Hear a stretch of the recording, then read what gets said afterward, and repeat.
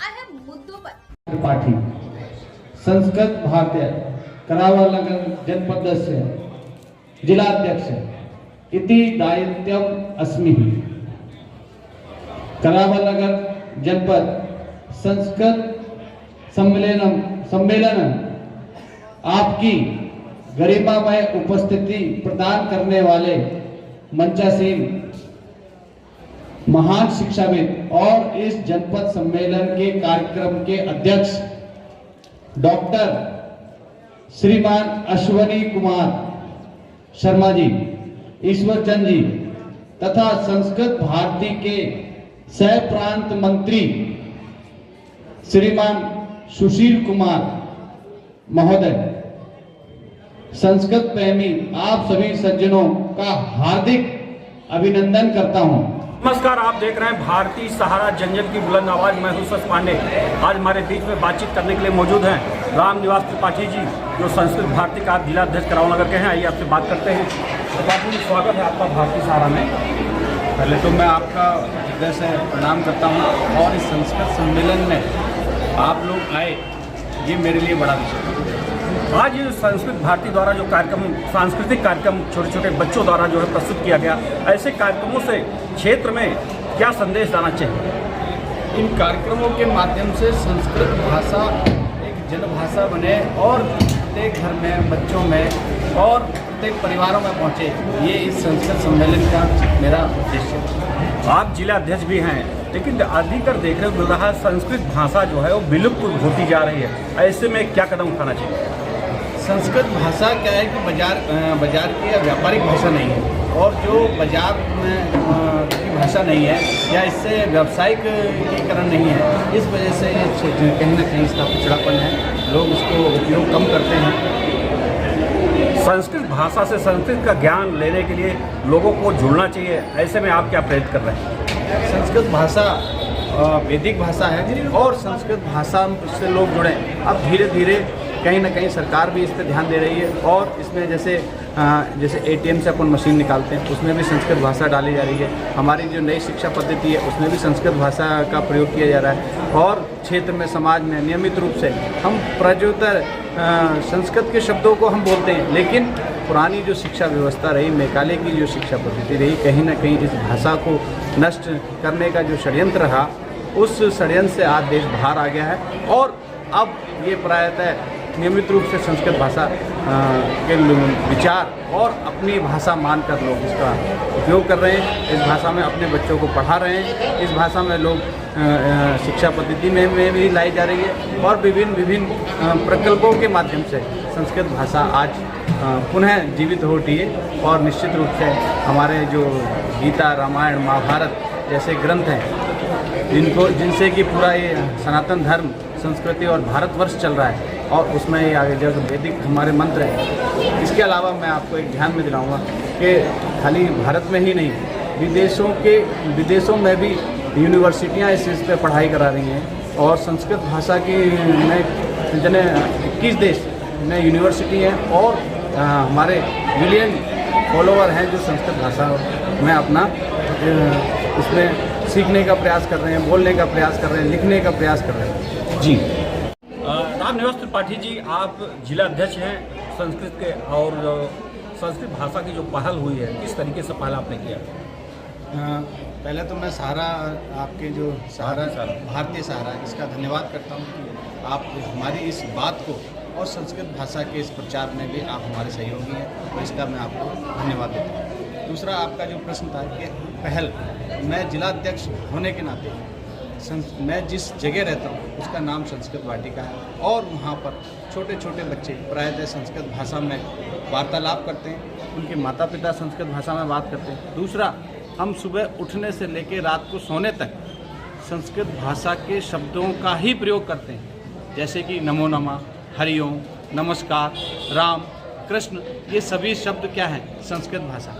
तो कहीं ना कहीं हमें पता ही नहीं कि हम संस्कृत बोलते हैं, और लोग बोलते हैं कि संस्कृत भाषा विलुप्त हो रही है या इसका जानकारी नहीं। तो मैं सबको संदेश देना चाहता हूँ कि संस्कृत आने वाले समय में संस्कृत भाषा भारत की प्रथम भाषा का दर्जा मिलेगा, और प्रत्येक बच्चे से लेके और बुजुर्ग तक माताएं बहनें सभी संस्कृत भाषा में ही संवाद करेंगी।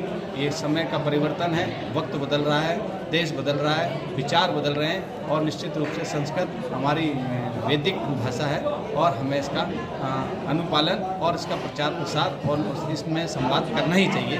आपका पुनः में हृदय से धन्यवाद। धन्यवाद, बहुत बहुत धन्यवाद आपका। अब हमारे बीच में राकेश जी हैं, हम बात करते हैं। आपका परिचय?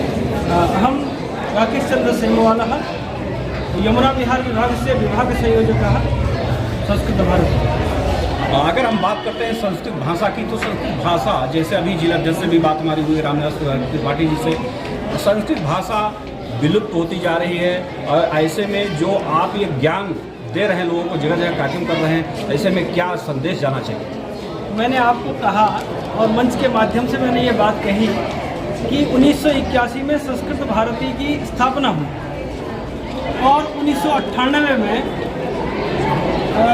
2 बिलियन 9 मिलियन लोगों ने संस्कृत का संभाषण सीख लिया। तो विलुप्त होने की तो बात ही नहीं, विलुप्त तो हो ही नहीं सकती। जन जन की भाषा है, लोग अपना समर्पण, अपना संपूर्ण जीवन संस्कृत के लिए दे रहे हैं और इतने लोग साक्षी हैं इस बात के, जबकि कोई सूचना नहीं थी, इतने लोग इस बात के साक्षी हैं कि संस्कृत विलुप्त कभी हो ही नहीं सकती, उसको कोई विलुप्त कर भी नहीं सकता, चाहे किसी भी प्रकार की समस्याएं भारत में आ जाए।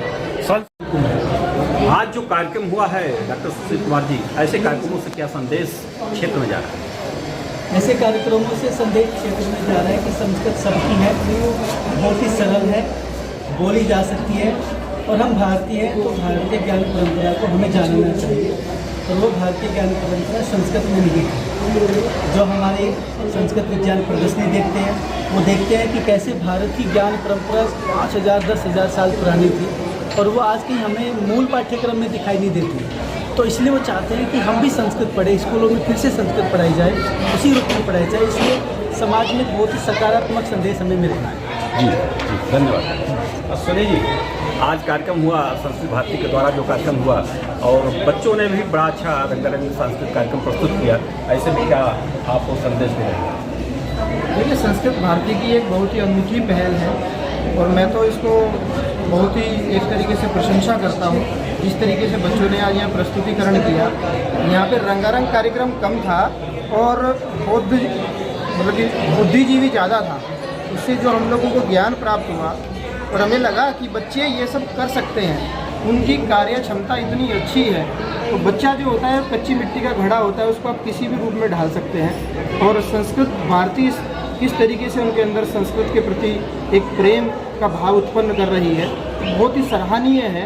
और बच्चों को यदि हम शुरू से ये सारी चीज़ें उनके अंदर शुरू करेंगे तो बहुत ही आगे लेवल तक। आपको तो पता ही है कि संस्कृत एक ऐसी भाषा है जिसके द्वारा उसका आध्यात्मिक विकास भी होता है, बौद्धिक विकास भी होता है, उसका स्वर अच्छा होता है।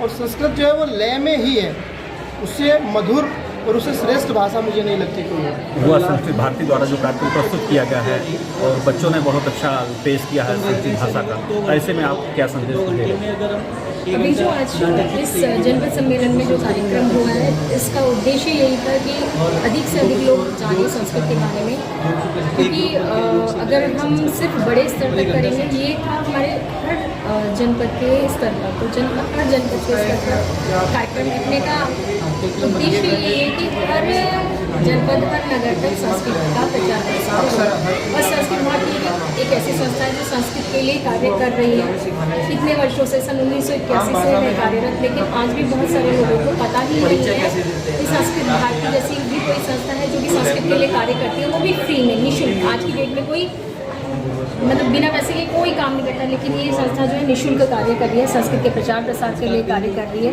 तो मैं भी इस संस्था में कार्य करता हूँ, प्रशिक्षण प्रमुख हूँ करावल नगर की, और मैं भी इस कार्य में अपने जहाँ तक मेरा सामर्थ्य है, जहाँ तक मेरे प्राण है, तब तक तो संस्कृत रहेगी। आपका चहेता चैनल भारत सरकार की डिजिटल मीडिया आचार संहिता 2021 के अंतर्गत FCDN का सदस्य है। हम अपनी खबरों में FCDN की कोड ऑफ इथिक्स का पालन करते हैं। FCDN का सदस्य होना ही खबरों की प्रमाणिकता है।